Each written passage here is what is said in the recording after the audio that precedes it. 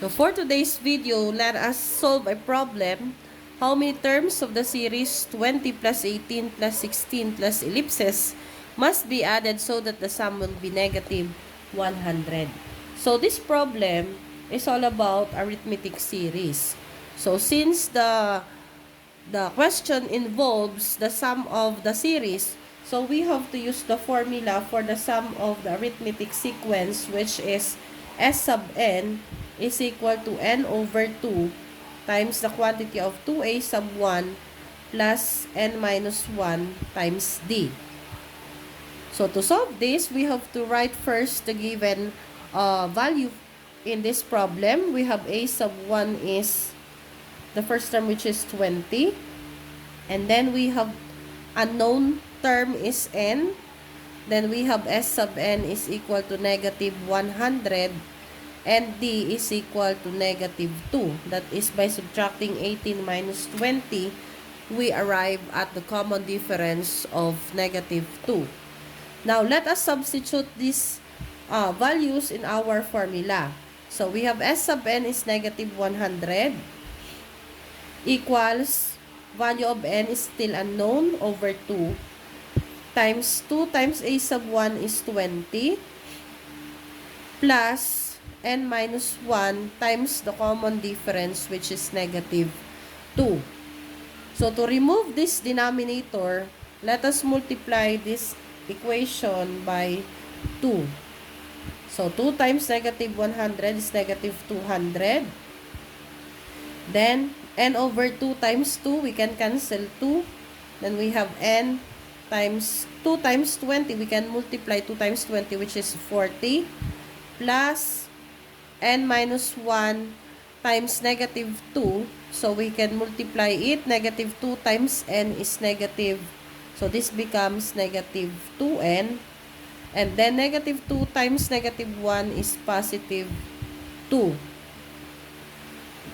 Okay?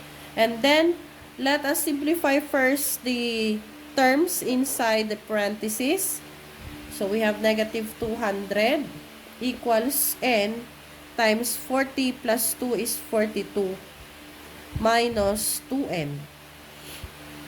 And then we multiply n by distributive property. We have negative 200 equals 42 times n is 42n.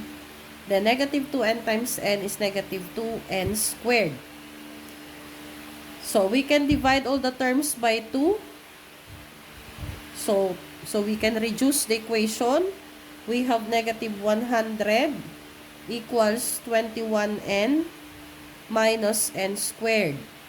Then let us rewrite this equation as a quadratic formula so that we can factor this later to find the value of n.